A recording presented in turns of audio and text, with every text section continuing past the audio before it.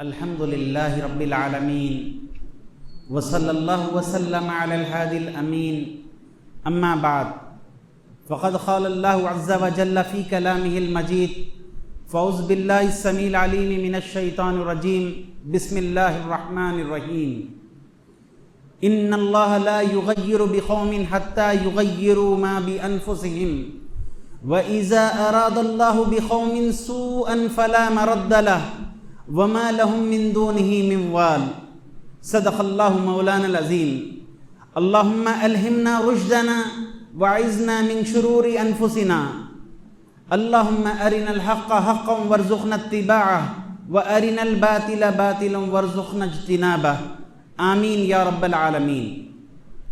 اللہ تعالیٰ کی تعریف و ثنا اور خاتم النبیین رحمت للعالمین صلی اللہ علیہ وسلم پر درود و سلام سے ہم اپنی بات کو شروع کرتے ہیں۔ محترم سامعین، ہم اسپین کے حالات، عروج و زوال کی وجہ اور اسباب کو سن رہے تھے۔ آج جس موضوع پر بات کریں گے وہ ہے اسپین کا سبق۔ سورہ رعد کی جو آیت تلاوت کی گئی اس میں اللہ تعالیٰ فرماتے ہیں، حقیقت یہ ہے کہ اللہ تعالیٰ کسی قوم کے حالات کو اس وقت تک نہیں بدلتا جب تک کہ وہ قوم اپنے اوصاف کو بدل نہیں دیتی، اور جب اللہ تعالیٰ کسی قوم کی شامت لانے کا فیصلہ فرماتا ہے تو پھر اسے فیصلے کو بدلنے والی کوئی طاقت نہیں، اور کوئی قوم ایسی نہیں جو اللہ تعالیٰ کی فیصلے کے مقابلے میں ان کے حامی و مددگار بن جائے۔ یعنی اس میں اللہ تعالیٰ یہ بتا رہے ہیں کہ اللہ تعالیٰ لا آف ریپلیسمنٹ، حالات کو تبدیل کرنے کے لیے جو قانون ہیں وہ کس طریقے سے کام کرتے ہیں۔ اچھے حالات، برے حالات میں، زوال، عروج میں، یہ دونوں قسم کی تبدیلیاں جس وجہ سے رونما ہوتی ہیں وہ قوم کے اوصاف ہیں، یعنی وہ انسان ہیں، ان کا اندرون ہیں۔ جب تک وہ نہیں بدلتا اللہ تعالیٰ کا فیصلہ نہیں بدلتا، مگر جب وہ بدل جاتا ہے تو پھر اللہ تعالیٰ اپنا فیصلہ فرماتا ہے، عروج کو زوال میں بدلتا ہے اور زوال کو عروج میں بدلتا ہے۔ ہم اس وطن عزیز میں جن حالات سے دوچار ہیں، تاریخ سے سبق سیکھنے کی ضرورت ہے۔ ہم دیکھ رہے ہیں کہ کس طریقے سے جو مذہبی آزادی ہے وہ جمہوری ملک میں، ایک ڈیموکریٹک کنٹری میں، وہ آزادی کو کیسے کم تر کیا جا رہا ہے، اس کا دائرہ تنگ کیا جا رہا ہے۔ کئی چیزوں میں مداخلت، جس وقت انگریز ملک پر قبضہ کیے ہوئے تھے باہر سے آ کر، اس وقت بھی پرسنل لا کی آزادی مختلف مذاہب کو اور مسلمانوں کو موجود تھی، اور اس پرسنل لا میں وہ اپنی شادی بیاہ، گھریلو زندگی اور ایسی مختلف سول لا کے دائرے میں آنے والی ساری چیزوں پر مذہبی رہنمائی میں عمل کرتے تھے، اور اس میں حکومت کی کوئی مداخلت نہیں تھی۔ آہستہ آہستہ اس دائرے کو تنگ کیا جا رہا ہے۔ اس کے علاوہ ایسی بہت سی چیزوں میں قانون سازی کی جا رہی ہے جس سے براہ راست اس آزادی اور دستور میں بتائے گئے اس حق کی خلاف ورزی ہو رہی ہے، اور اس کے علاوہ غیر اعلانیہ طور پر بہت سی ایسی پالیسیز بنتی ہیں جن سے ایک قوم، خاص طور پر مسلمانوں کو پورے قومی دھارے سے، مین سٹریم سے سائیڈ لائن کیا جاتا ہے، مگر اس کے مقابلے میں اب زیادہ جری طور پر وہ ایک ڈکلیئرڈ پالیسی، ایک منشور کی حیثیت سے، مینیفیسٹو کی حیثیت سے کام کر رہی ہے۔ تو پہلے جو کام دبے الفاظ میں ہوتا تھا وہ اس سے زیادہ کھلے الفاظ میں۔ ایسے بہت سی صورتحال ہے جس سے یہ امت گھر رہی ہے۔ ہم اس صورتحال کو دیکھ رہے ہیں، اور اس صورتحال کو صحیح طریقے سے بدلنے کا کیا راستہ ہے اور اس کے اسباب کیا ہیں، اس کو ہم تاریخ کی روشنی میں سمجھنا چاہیں گے۔ یہ پوری کیفیت جس وجہ سے رونما ہو رہی ہے وہ ہے امت کی سیاسی بے وزنی۔ وہ امت جو ملک میں سب سے بڑی اقلیت ہے، جس کی تعداد 20 کروڑ سے زیادہ ہے، پورے وطن کی ہر ریاست میں پھیلی ہوئی ہے، بعض علاقوں میں بہت قابل اثر تعداد اور پرسنٹیج رکھتی ہے، اتنی بڑی تعداد کو کوئی جماعت، کوئی سیاسی پارٹی، پولیٹیکل پارٹی وہ وزن نہیں دیتی، نہیں دے رہی ہے۔ اسی کے نتیجے میں جب ایک طرفہ ظلم ہوتا ہے تو براہ راست ہمدردی کے جملے بولنے والے بھی پوری ملک گیر سطح پر کوئی نظر نہیں آتے، اس لیے کہ اگر ان کی تائید بھی کی جائے تو بھی برابر ہے، مخالفت بھی کی جائے تو برابر ہے۔ اپنے آپ میں سیاسی بے وزن رکھنے کے نتیجے میں یہ کیفیت پیدا ہوئی۔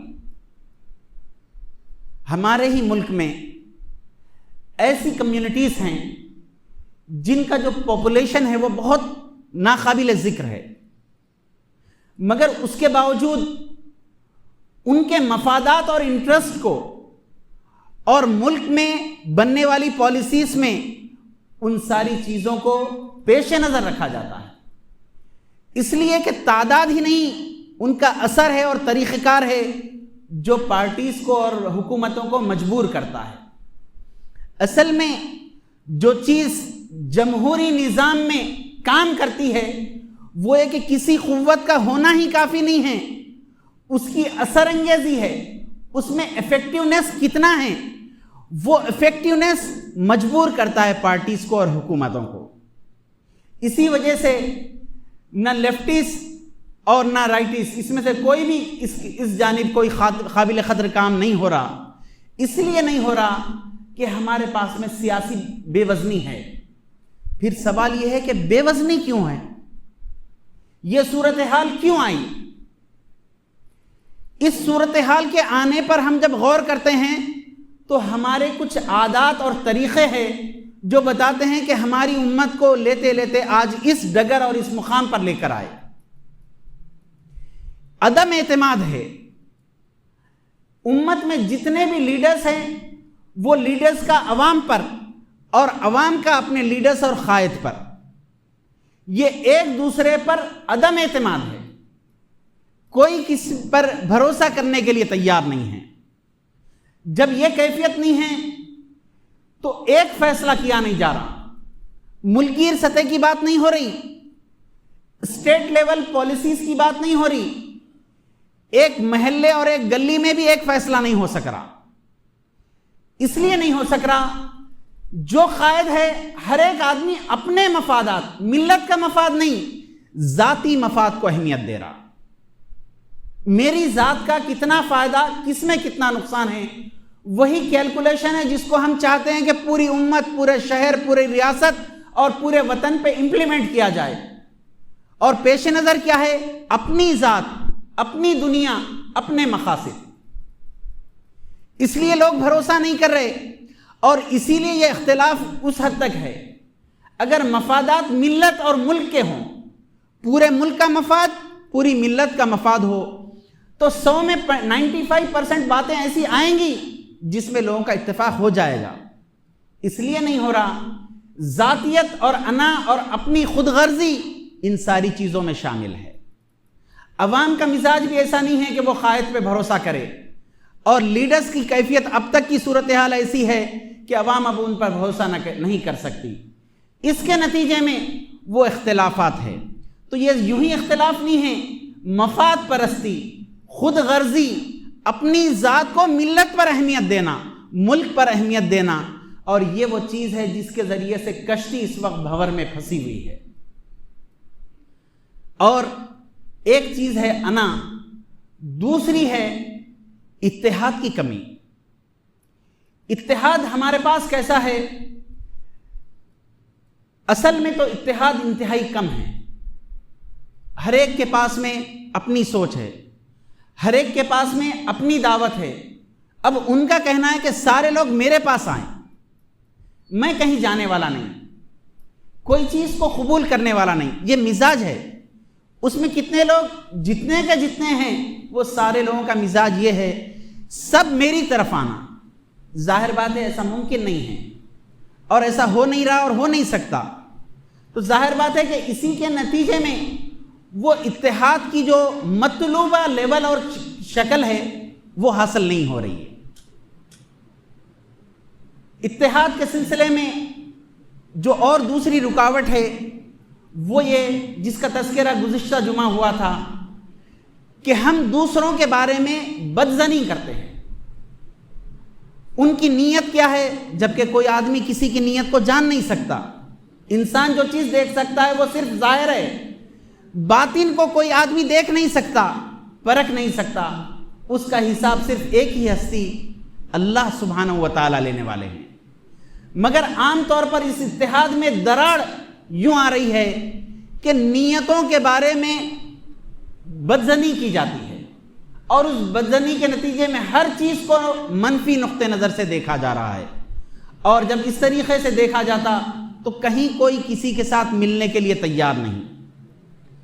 امت میں اتحاد کا جو منظر ہمارے ملک میں دکھتا ہے وہ کب دیکھیے، خطرناک کریٹیکل حالات آتے ہیں تو اس وقت الگ الگ لوگ ایک جگہ جمع ہوتے ہیں۔ وہ جو باتیں کہتے ہیں آپ اسے ذہن میں لائیے، وہ کہتے ہیں ایسے سخت حالات آئے اس لیے ہم یہاں پہ آئے، یعنی ان کا یہ کہنا اقرار ہے، یہ ان کا ایکسیپٹنس ہے، اتنے سنگین حالات آئے بول کے ہم یہاں آئے، ورنہ تو ہم ایک جگہ آنے والے بھی نہیں تھے۔ یہ سیدھی سیدھی بات ہے۔ اب یہ ان کے کس طریقے کی سوچ ہے، یہ اس کو ظاہر کر رہے ہیں، ان کے الفاظ اس سوچ کو ظاہر کر رہے ہیں کہ گویا سنگین حالات میں ہی ہم ایک جگہ مل سکتے ہیں، ورنہ ہم مل بھی نہیں سکتے۔ جب ایسی سوچ ہوگی تو یہ 20 کروڑ سے زیادہ والی امت ایک جگہ آ کیسے جائے گی؟ تو عام طور پر یہ طریقہ ہے کہ صرف ہم مختلف مسائل میں اس طریقے سے آتے ہیں کہ بس وہ مسئلہ ہونے تک رہتے، اس کے بعد میں ہر ایک اپنی دنیا میں الگ جاتا۔ اس کیفیت کو بدلنے کی ضرورت ہے۔ خود غرضی کی کیفیت سے باہر نکل کر ملت کا مفاد اور ملک کا مفاد پیش نظر ہوگا تو ان سارے اختلافات کے باوجود اتحاد ہمیشہ قائم رہے گا۔ اصل وجہ یہ ہے کہ مفاد پرستی اور خود غرضی ہے جس نے جگہ جگہ یہ افتراق پیدا کر دیا ہے۔ قرآن مجید کیا کہتا ہے دیکھیے، وَأَطِيعُوا اللَّهَ وَرَسُولَهُ وَلَا تَنَازَعُوا فَتَفْشَلُوا وَتَذْهَبَ رِيحُكُمْ وَاصْبِرُوا إِنَّ اللَّهَ مَعَ الصَّابِرِينَ۔ اللہ اور اس کے رسول کی اطاعت کرو، آپس میں جھگڑو مت، ورنہ تمہارے اندر کمزوری پیدا ہو جائے گی اور تمہاری ہوا اکھڑ جائے گی۔ صبر سے کام لو اور اللہ تعالیٰ صبر کرنے والوں کے ساتھ ہے۔ بتایا گیا کہ اللہ اور اس کے رسول کی اطاعت کرو۔ جب یہ اطاعت کا راستہ ہوگا تو وہ جھگڑے کی کیفیت ختم ہوگی۔ وَأَطِيعُوا اللَّهَ وَرَسُولَهُ وَلَا تَنَازَعُوا، یہ جو تنازع جو ہوتا ہے وہ اس وقت ہوتا ہے جب اطاعت سے روگردانی ہوتی ہے، اور یہ فرمایا گیا جب آپس میں اختلاف ہو گیا تو پھر کیا کریں؟ وَإِن تَنَازَعْتُمْ فِي شَيْءٍ فَرُدُّوهُ إِلَى اللَّهِ وَالرَّسُولِ، کسی معاملے میں اختلاف پیدا ہو جائے تو اس اختلاف کا حل کا طریقہ کیا ہے؟ اصول ہیں اللہ اور اس کے رسول کی، وہاں پر لا کر فٹ کرو، وہ اختلاف ختم ہو جائے گا اور جزوی چیزیں باقی رہے گی تو بھی تمہارے سینے اتنے مضبوط اور بڑے رہیں گے کہ تم اس کو قبول کرو گے، مگر جو بنیاد اور جڑ ہے وہ پوری ختم ہو جائے گی۔ وَإِن تَنَازَعْتُمْ فِي شَيْءٍ فَرُدُّوهُ إِلَى اللَّهِ وَالرَّسُولِ۔ تو ہم اپنے مفادات کے لحاظ سے پوری امت کو لانا چاہتے اس لیے نہیں آتے۔ جب یہ پالیسی بنے گی، طرز بدلے گا تو انشاءاللہ یہ جو بے وزنی کی کیفیت ہے وہ ختم ہوگی۔ جب امت ایک کیفیت کی طرف آئے گی، ایک فیصلے، ایک طرز عمل اور ایک ڈیسیژن کی طرف آئے گی تو پھر آج جیسے یہ کاؤنٹ نہیں کیا جا رہا اس کی کیفیت کو، یہ کیفیت نہیں رہے گی۔ پارٹیز اور حکومتیں مجبور ہوں گی کہ اپنی پالیسیز میں، ملک میں بننے والی وہ ساری پالیسیز میں، ان کے دائرے کار میں ان کے مفادات اور ان کی ترجیحات کو وہ پوری عملاً اہمیت دے۔ اس وقت میں صرف اس کیفیت کو بتا رہا ہوں کہ جس کیفیت سے اسپین گزرا تھا، اس سے سبق کیا لینا ہے، اس میں پہلا نقطہ یہ بتا رہا تھا، سیاسی بے وزنی ہمارے پاس پہلا مسئلہ ہے، اس کا حل اتحاد کی طرف ہے۔ اتحاد میں رکاوٹ خود غرضی اور مفادات ہے۔ خود غرضی اور مفادات اور ذاتی پسند اور ترجیحات کو ختم کریں، امت کی ترجیحات کی طرف آئیں، امت کے مفاد کو اپنی زندگی کی پہلی اہمیت دیں۔ جب تک یہ کام نہیں کریں گے اس وقت تک یہ اتحاد نہیں بنے گا، اور جب تک یہ اتحاد نہیں بنے گا اس وقت تک بے وزنی ختم نہیں ہوگی، اور جب تک بے وزنی ختم نہیں ہوگی کیفیت اور صورتحال نہیں بدلے گی۔ اور دوسری چیز ہے دعوت دین۔ دعوت دین کے تعلق سے ہمارے پاس پہلے تو یہ غلط فہمی ہے جو عام طور پر ہے، جیسے دین کے سلسلے میں کئی اور غلط فہمیاں ہیں کہ ہم اس کی بنیادوں سے نہیں سمجھے، اسلام کو قرآن اور اسوہ رسول سے نہیں سمجھے، دوسری چیزوں سے سمجھ رہے ہیں، اس کے نتیجے میں کئی غلط فہمیاں ہیں، تو اسی کے نتیجے میں دعوت کے بارے میں غلط فہمی ہے۔ غیر مسلموں کو دعوت دینے کی اہمیت جو دین میں ہے وہ اب تک ہم کو سمجھ میں نہیں آئی۔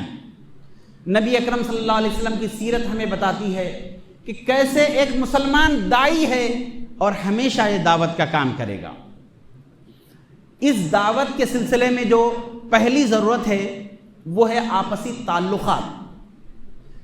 جب تک تعلقات نہیں ہوں گے، ایک فرد یا ایک قوم، علاقے کے کچھ لوگ ہمیشہ کاٹ دیے گئے یا وہ خود کٹ کر رہ رہے ہیں، ان کو پسند ہے پورے معاشرے سے الگ رہنا، یا ان کی ضرورت ہے، ان کی جو کچھ وجہ ہے، اگر وہ تعلقات کے لحاظ سے اپنے آپ کو کاٹ دیتے ہیں تو کبھی دعوت کا کام نہیں کر سکتے۔ دعوت کے لیے سب سے پہلی چیز ہے آپسی تعلقات، ربط، ملاقات۔ اس سلسلے میں بھی ہمارے پاس کافی غلط فہمیاں ہیں۔ یہ ایسا موضوع ہے، اس پر گفتگو کرنے کے لیے کئی گھنٹے چاہیے۔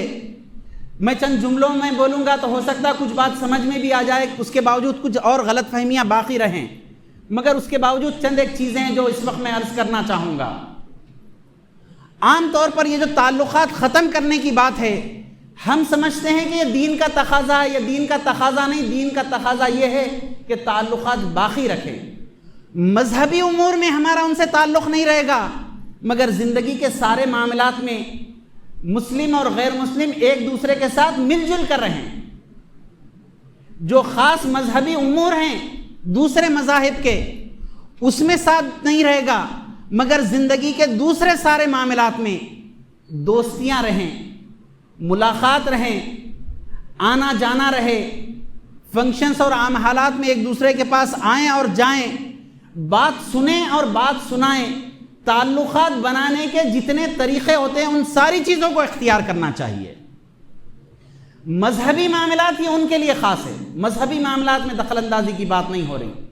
زندگی گزارنے میں جتنی چیزیں ہوتی ہیں اس میں ایک دوسرے کے ساتھ رہیں، مگر عام طور پر یہ نہیں ہو رہا۔ خاص طور پر تلنگانہ جیسی ریاست میں تو یہاں آبادیاں الگ ہیں، مزاج بھی الگ ہے، اس کے چند ایک فائدے بھی ہے، بہت سے نقصانات بھی ہے، جس میں بڑی چیز یہ دعوت کی راہ میں سب سے بڑی رکاوٹ یہ آبادیوں کا اور تعلقات کا بالکل الگ الگ ہونا ہے۔ اس لیے کہ دعوت ایک فطری کام ہے، اس کو انجام دینا بھی اسی نیچرل طریقے سے ہے، مگر اس وقت وہ چیز اتنی مشکل ہو گئی کہ اس طریقے سے کہ ہماری سوچ بہت الگ ہو گئی۔ اس وقت ہم دوسری قوم کی سوچ کے بارے میں بات نہیں کریں گے، اپنے بارے میں بات کریں گے، کیونکہ ہم کو بدلنا اپنے آپ کو ہے۔ دوسرے کیا سوچ رہے ہیں اور اس پر کیسے اثر انداز ہوں، اس وقت اس پہ بات نہیں ہو رہی۔ اپنی ذات، ایک فرد مسلم معاشرے کے بارے میں بات ہو رہی ہے۔ اس لیے ہماری سوچ یہ بن رہی کہ ہم بھی الگ تھلگ رہیں۔ ایک طرف تو یہ کہ سیاسی پارٹیاں اپنے مفادات کے لیے قوموں کو الگ کرنا چاہتی ہیں، یہ ان کی اپنی ترجیحات اور طریقہ کار ہے، مگر ہم بھی اپنے لیے اسی میں عافیت سمجھ رہے اور اس میں ایسی کئی غلط فہمیاں ہیں۔ اس کا نقصان کیا ہو رہا دیکھیے، اس کے نقصان یہ ہو رہا، مسلم ملت کے بارے میں جتنی غلط فہمیاں پھیل رہی میڈیا کے ذریعے، سوشل میڈیا کے ذریعے، بے بنیاد باتیں، اس کو بہت سے لوگ صحیح سمجھ رہے، بہت سے لوگ اس لیے صحیح سمجھ رہے، ہمارا کانٹیکٹ نہیں ہے، ریلیشن شپ نہیں ہے، اٹھنا بیٹھنا نہیں ہے. اگر کم از کم یہ موجود ہوتا تو دو لوگ جن کا مذہب الگ اور مختلف عقائد الگ، طرز زندگی الگ، سوال کر سکتے، بات کر سکتے، ڈائیلاگس اور ڈسکشن ہو سکتا. یہ پوری کیفیت اس وقت ہوتی جبکہ تعلقات موجود رہیں. سرے سے تعلقات موجود نہیں ہیں. اس لیے جو غلط باتیں اور غلط فہمیاں پھیل رہی ہیں وہ حق بجانب لوگوں کے دلوں کو اثر کر رہی ہیں. غلط باتیں اثر کر رہی ہیں. دوسرے یہ ہم کو دعوت کا جو اصل کام کرنا ہے اور صحیح بات بتانا ہے، ہم وہ بتانے کی پوزیشن میں نہیں ہیں، اس لیے کہ تعلقات کو ہم بھی کاٹ دیے. ذرا غور کریں، ایک آفس میں رہنے والے 25 لوگ، 4 مسلم 21 غیر مسلم. یہ 4 ہمیشہ الگ رہتے، وہ 21 الگ رہتے. ان کا ان سے ربط نہیں، ان کا ان سے نہیں. ان کو وش کرتے، انہوں آپس میں ان کو ہی کرتے، یا زیادہ سے زیادہ فارملی خالی ہیلو بول کے جہاں تک ملنا ہے، اس سے آگے کوئی تعلق نہیں. اور اس سے آگے پرسنل ریلیشن شپ، جس چیز کا نام ہے وقت دینا، سننا، پرسنل چیزوں میں انوائٹ کرنا، ان کے انویٹیشن کو قبول کرنا اور آگے بڑھتے ہوئے کرنا. کالج کی بات ہو، آفس کی بات ہو، سکولز ہو جہاں اسٹوڈنٹس مسلم اور غیر مسلم رہتے ہیں، آبادی کی بات ہو، ہر جگہ الگ تھلگ رہتے. تو یہ الگ تھلگ رہنے کے نتیجے میں ایک تو ایک غلط فہمیاں پروان چڑھ رہی، دوسرے نفرت آگے بڑھ رہی. پھر اس کے بارے میں یہ سوچ کہ یہ لوگ اس طریقے سے کہ ہم کو اچھوت سمجھتے، یہ وہ باتیں جس میں سرے سے اس کی کوئی حقیقت نہیں ہے، یہ اپنی جگہ اثر دکھا رہی ہیں. تو سب سے پہلے یہ کہ ہمارے پاس مسئلہ یہ کہ جو اہم ترین کام ہے وہ تعلقات کی خرابی ہے. مسلمانوں کے سارے غیر مسلموں کے ساتھ تعلقات معیاری لیول کے نہیں ہیں. اسلام جس قسم کے تعلقات انسانوں کے انسانوں سے چاہتا ہے وہ ہمارے پاس موجود نہیں ہے. حق المسلم علی المسلم ستہ بول کے حدیث اکثر سنتے رہتے ہیں، مسلمان کے مسلمان پر حقوق. تو اسلام نے خالی مسلمان کے مسلمان پر حقوق نہیں بتائے، وہ تو ہے ہی انسانوں کے انسانوں پر بھی حقوق ہے. وہ مسلمان سارے انسانوں کے لیے ادا کریں. خدمت، مدد، ہاسپٹیلٹی، ایجوکیشن، ڈیلی نیڈز اور زندگی کی بنیادی ضرورتوں میں اسلام کوئی تخصیص نہیں کرتا. مگر ہماری پوری خدمت، ہمارے پورے سارے کام کسی بھی میدان میں مسلمانوں کے درمیان ہوتے. اللہ یہ کہ کوئی ایکسیپشنل چیز آ جائے، یعنی ہماری سوچ سے وہ پوری کیفیت ختم ہو گئی، اس کے نتیجے میں غلط فہمی پروان چڑھ رہی. دوسری چیز یہ دعوت سے دوری ہے. دعوت کے سلسلے میں پہلی بات تو ہم کو اس کی اہمیت سمجھ میں نہیں آئی. یہ سب سے پہلا مسئلہ ہے، یہ ہندوستان کی 20 کروڑ کی آبادی کا ہے. مسلم پاپولیشن کی بات ہو رہی ہے. ان کا مسئلہ یہ ہے کہ ان کو دعوت والی جو اہمیت، جو ذمہ داری رسول اللہ صلی اللہ علیہ وسلم نے ایک ایک فرد مسلم پر ڈالی، اس کو بھول گئے. دوسرے، جو لوگ دعوت کو سمجھے انہوں کیا سمجھے؟ جو لوگ دعوت کو سمجھے انہوں سمجھے ایک پروگرام آرگنائز کرنا، اس پروگرام میں کچھ مسلم اور غیر مسلم کو بلانا اور دین کی کچھ باتیں سمجھانا. یہ بھی دعوت ہے، اس سے کوئی انکار نہیں ہے. اور اس میں آپ دیکھیں گے پروگرام کے شرکت کے نتیجے میں چند ایک لوگوں کی ضرور غلط فہمیاں دور ہوئی.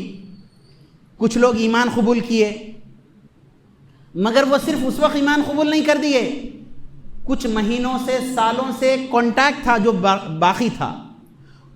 اس کانٹیکٹ کے نتیجے میں سٹیپ بائی سٹیپ دین کی کئی چیزیں سمجھتے رہے. بالآخر اظہار اس وقت ہوا، خالی وہ پروگرام اٹینڈ کرے، دل بدل گیا، ہو گیا، ایسا ایک آدھ ہو جائے تو ہو جائے، مگر وہ 100 لوگوں کی جو کیفیت ہے وہ کانٹیکٹس کی بنیاد پر. تو ہم دعوت کو کیا سمجھے، ایک پروگرام کر لیے تو دعوت کا کام ہو گیا. یہ نہیں ہے. اسلام جس دعوت کی بات کرتا ہے وہ 24/7 دعوت ہے. وہ کیسے؟ وہی اصل نیچرل دعوت ہے. ہم دکان میں ہیں، ہمارے پاس مسلم اور غیر مسلم آئیں، ہمارا رول ایک دائی کا ہو. ایسی 1000 باتیں دن بھر پیش آتی، اس میں ہم اسلام کا تعارف کریں، اسلام کی دعوت دیں، غلط فہمی دور کریں، زبان سے بھی کردار سے بھی. آفس میں ساتھیوں کے درمیان بیٹھے ہوئے ہیں، وہاں یہ دین کی دعوت کے سلسلے میں کام کریں. ہر دن ایک نئے انداز، ایک نئے موقع کے ساتھ میں باتیں آ سکتی ہے. ابھی آپ دیکھیے معاشرے میں کچھ چیزیں چل رہی، محرم کی مناسبت سے ہم اس میں کیا کیا باتیں لا سکتے ہیں. اسلام کا نظام عدل و اجتماعی، سوشل جسٹس اسلام کیسے بتاتا ہے، اسلام کا پولیٹیکل سسٹم اور وہ سسٹم جا کے عقائد اور خدا کی ذات سے کیسے جوڑتا ہے، شہادت کیا ہوتی ہے اور جہاد کیوں ہوتا ہے، یہ ساری باتیں آتی ہیں. اور یہ پوری تاریخ کے سلسلے میں کئی نقطے ہم روزانہ بات کرتے ہیں، کام کرتے ہیں، ایسے دین کے کئی مواقع ملتے ہیں، مگر ہمارے پاس دعوت کی اہمیت نہیں ہے اور دھن نہیں ہے، تو ایسے سارے مواقع آتے اور چلے جاتے، ہماری زندگی میں کوئی تبدیلی نہیں آتی. عوام تو عوام، بڑے بڑے مفکرین چھوٹی چھوٹی باتوں سے اسلام قبول کیے. ایک صاحب کیسا ذکر کر رہے تھے، دیکھیے کچھ غیر مسلم ان کے کیسا قریب آئے. انہیں بتا رہے تھے کہ میں ٹرین میں سفر کر رہا تھا، سیکنڈ کلاس ڈبہ ہے. جو لوگ ٹرین میں دور دراز مقام پہ سفر کیے ان کو معلوم ہے جہاں ریزرویشن نہیں ہوتا، ایک کے اوپر ایک، اس کے اوپر اور ایک لوگ کھڑے رہ کے بیٹھ کر سیڑھیوں پہ سفر کرتے. ایسی سچویشن میں ایک فیملی تھی، ان کا ایک چھوٹا بچہ تھا جو بہت رو رہا تھا اور گھنٹوں سے، کوئی کسی کو دیکھنے پوچھنے والا نہیں. ایک صاحب جا کر ان کو ٹھنڈا پانی دے کے آتے، وہ ماں اپنے بچے کو پلاتی اور ان کو بڑی دعا دیتی اور اس کے دل کی جو جذبات تھے وہ الفاظ میں ظاہر کرتی. تو آپ دیکھیے کہ یہ کیسی زندگی تھی. دنیا میں ہر ایک اپنی ذمہ داری، اپنے کاموں میں مگن. اب ایسی صورت میں ایک آدمی یہ سارا کام کرتا، وہ عورت ان کی تعریف کری، تو وہ آدمی کیا کیے، دیکھیے میں آپ کو وہ بات بتانا چاہ رہا ہوں. وہ آدمی اس وقت کہتے ہیں، اماں آخری نبی صلی اللہ علیہ وسلم کی یہ جو تعلیم ہے، کیسے وہ لوگوں سے محبت، ہمدردی، ان کی ضرورت کو پورا کرے، وہ تعارف پیش کرتے. دیکھیے کہ ایک فیملی کا ایک پرسنل مسئلہ تھا، انہوں ہزاروں روپے خرچ نہیں کیے، ایک ٹھنڈی پانی کی بوٹل دیے، اور وہ عورت اس ذات سے تعارف کر رہی تو انہوں اسلام کا تعارف کرائے، محمد رسول اللہ صلی اللہ علیہ وسلم کا تعارف کرائے. آپ دیکھیے کہ اب پیارے نبی صلی اللہ علیہ وسلم کے بارے میں وہ ہزار باتیں جو میڈیا پیش کرے گا، کیا وہ اس خاتون کے دل پہ اثر کرے گی یا اس آدمی کا کردار اثر کرے گا؟ تو ہم روز مرہ کی زندگی میں ہمارے اخلاق، کردار، باتوں کے ساتھ میں وہ کام کریں جو اسلام کا تعارف کرتے ہیں. اس کے لیے بہت بڑے نالج کی ضرورت نہیں ہے، گفتگو کا سلیقہ چاہیے اور کچھ نہ کچھ علم ضرور چاہیے. اسی لیے تو اسلام نے علم کو فرض کیا ہے. کیوں فرض کیا ہے؟ ہر ایک کو سائنٹسٹ بننا نہیں ہے، مگر اپنی زندگی میں ایک مسلمان اور اچھا انسان بننے کے لیے اس کو جو علم کی ضرورت ہے اس کو پورا کرنا ہے. دنیا میں جو چند لوگ اسلام قبول کیے، اس میں سے کچھ تھے جو پوری دنیا پہ چھا گیا اور دنیا میں تہلکہ مچا. اس میں سے محمد اسد ہے جو یہودی اسلام قبول کیے تھے. ایسے چند لوگ ہیں پوری دنیا میں، جب وہ اسلام قبول کیے تو پوری دنیا کے فرنٹ لائن میں آئے گئے اور اس کے بعد میں زبردست کرٹیسائز کیا گیا ان پر. ان میں سے ایک نام تھا محمد اسد کا. اتنے بڑے مفکر کس چیز سے ایمان قبول کیے پتہ ہے؟ بس میں سفر کر رہے تھے، ان کے بازو ایک مسلمان تھا، طویل سفر تھا، بات پرانی ہے نا، 70 سال پرانی. تو ظاہر بات ہے کہ اس وقت ایسے اتنے زیادہ ہوٹلز اور اتنے زیادہ وسائل نہیں تھے. تو ایک آدمی ان کے ساتھ میں کھانے کو ان کو دعوت دیا اور بتایا کہ ہمارے نبی صلی اللہ علیہ وسلم کا طریقہ ہے کہ پڑوسیوں کے ساتھ میں کیسا سلوک کرے. یہ چیز دل پہ اتنا متاثر کری کہ پھر اسٹڈی کرتے کرتے اسلام کے اس پیغام تک آئے، مگر شروعات ایک چھوٹے کردار سے ہوئی.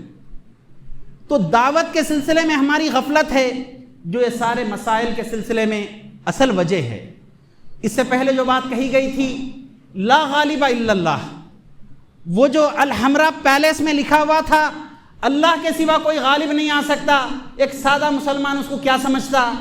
اللہ تعالیٰ چاہے تو غالب آ جائے گا، دنیا کی کوئی طاقت غالب نہیں آتی. مطلب تو وہی ہے، مگر اللہ تعالیٰ ایسے لوگوں کو دوسرے لوگوں کو ایسے لوگوں پر بھی غالب لا لیتا ہے. اس کے کچھ اصول ہے، وہ اصول یہاں سورہ رعد میں بتائے گئے. ان اللہ لا یغیر ما بقوم حتی یغیروا ما بانفسہم. جب اوصاف بدل جاتے ہیں تو اللہ تعالیٰ قوم کی صورتحال کو بدل دیتا ہے۔ کیسے فرمایا؟ لوگوں پر غالب کیسے کر اللہ تعالیٰ لاتا ہے؟ ان تنصروا اللہ ینصرکم ویثبت اقدامکم، اگر تم اللہ تعالیٰ کے دین کی مدد کرو گے تو وہ تمہاری مدد کرے گا۔ ان ینصرکم اللہ فلا غالب لکم، اور جب اللہ تمہاری مدد کرے گا تو کوئی تم پر غالب نہیں آ سکتا۔ لوگ جو غالب آ رہے ہیں وہ کیسے؟ جب مسلمان اصل دین کا دعوت کا کام چھوڑتے ہیں، اور جب چھوڑ دیتے ہیں تو اللہ تعالیٰ اپنی مدد کا ہاتھ اٹھا دیتا ہے۔ جب اللہ تعالیٰ مدد کا ہاتھ اٹھا دیتا ہے تو پھر کون سی قوم ہے جو تمہاری مدد کر سکتی ہیں؟ وَإِن يَخْذُلْكُمْ فَمَنْ ذَا الَّذِي يَنْصُرُكُمْ مِنْ بَعْدِهِ، اگر وہ اپنے مدد کا ہاتھ تمہارے اوپر سے اٹھا لے تو پھر وہ کون ہے جو تمہاری مدد کر سکتا ہے؟ تیسری چیز جو اس وقت میں بتاؤں گا سبق لینے میں، وہ یہ کہ ڈیموکریسی کی سمجھ ہمارے اندر ہونی چاہیے۔ ڈیموکریسی ملک کے نظام سیاست کا سسٹم ہے، ہم مسلمان اس کو سمجھ نہیں سکے۔ اپنے مذہب اور مفاد کے لیے اس سسٹم کو استعمال کرنے کا جو کامن سینس چاہیے وہ ہمارے پاس نہیں ہے۔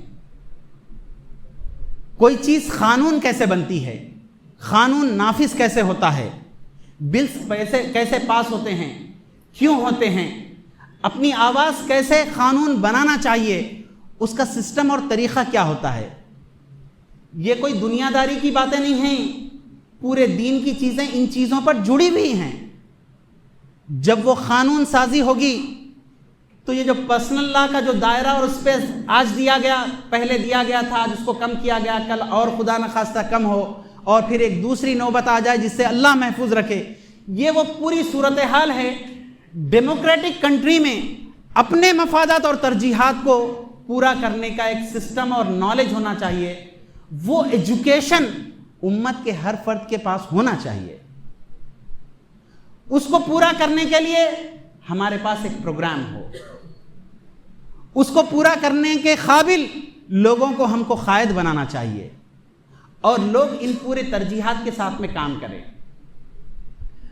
امت میں جتنے مسلم لیڈرز پوری ریاست میں پورے اسٹیٹ میں، پوری کنٹری میں پھیلے ہوئے ہیں، اس پورے ملک میں پھیلے ہوئے بڑے بڑے لیڈرز کا کیا طرز عمل رہتا دیکھیے۔ ان کی وفاداری جو مسلمانوں کی دیکھنے میں آئی وہ خالی اپنی پارٹی کے ساتھ ہے، ملت کے ساتھ نہیں ہے۔ ایک ایسے ایشوز آتے اس وقت ہیں کئی ایسے جس میں ان کی پارٹی کا ایک ڈیسیشن ہے لیکن ملت کا ایک ہے، تو کیا ہوتا ہے؟ جو لوگ پولیٹکس کی پوری گہرائی پہ نظر رکھتے ہیں اور اتار چڑھاؤ پر جن کی گہری نظر ہے وہ دیکھیں، ایسے ہندوستان میں کئی قومیں ہیں، جیسے سمجھ لیجئے دلت، یہ وہ اسٹیٹ نیشنل الگ الگ پارٹیز میں ہیں، ہر پارٹی کی اپنی ترجیحات ہے۔ ایک ایشو ہے جس کا تعلق دلت سے ہے، پارٹی سے نہیں ہے، ایک ہی ریاست کے 3 الگ الگ پارٹی کے وہ پورے دلت لیڈر ایک جگہ جمع ہوتے، ملک کے ہوتے، ان کی اپنی پالیسی بنتی، ان کی پارٹی مجبور ہوتی کہ اس کے لیے کام کرے، جب ووٹنگ ہو تو ہم کس طریقے سے کام کریں، یہ سارے کام بنتے، اس لیے کہ ان کا انٹرسٹ اپنے مذہب کے لیے ہوتا۔ پوری ملت میں ڈھونڈنے سے ایسا نظر نہیں آتا، جو پارٹی کے مفادات سے اٹھ کر ان کی غلامی سے نکل کر جس دین کی غلامی اور جس رب کی غلامی کا دعویٰ کرنے والے ہیں اس کے لیے عملاً بھی کچھ کام کرے۔ نہ دوسرے مدد کرنے والے ہیں، نہ خود وہ قائد جو ملت کے ووٹوں پر چن کر وہاں پہ جا رہے ہیں۔ تو بے وزنی کیوں ہو رہی ہے؟ دیکھیے، اس بے وزنی کو حقیقت میں صحیح انداز میں بدلنے کے لیے ہر فرد کو وہ شعور ہونا چاہیے۔ تو ہماری یہ بات چل رہی تھی اسپین سے سبق کیسے حاصل کریں، اس کے لیے میں خاص طور پر 3 نقطے ہیں جو اس وقت بتا رہا تھا۔ وہ اتحاد جو آج موجود نہیں ہے کیسے آ سکتا ہے، دوسرا دعوت اور دعوت کے لیے غیر مسلموں کے ساتھ بہترین تعلقات، اور تیسرے ڈیموکریسی کی سمجھ۔ جب یہ کیفیت پیدا ہوگی تو حالات ضرور بدلیں گے، اور اللہ تعالیٰ امت کو ایسے بے یار و مددگار نہیں چھوڑتا۔ اب یہاں حال یہ ہے کہ خود امت کے لوگوں کو فکر نہیں ہے تو اللہ تعالیٰ ایسے فرشتوں کو تھوڑی نہ زمین پہ بھیجا کہ اس کی مرضی چلیں، وہ تو انسان کو آزادی کے ساتھ بھیجا۔ جب یہ لوگ صحیح فکر اور عمل کے ساتھ میں طرز عمل درست کریں گے، وہ مدد جس کا وعدہ فرمایا گیا ان ینصرکم اللہ فلا غالب لکم، وہ پہلے بھی پوری ہوئی تھی، بعد میں بھی پوری ہوگی۔ وآخر دعوانا الحمدللہ رب العالمین۔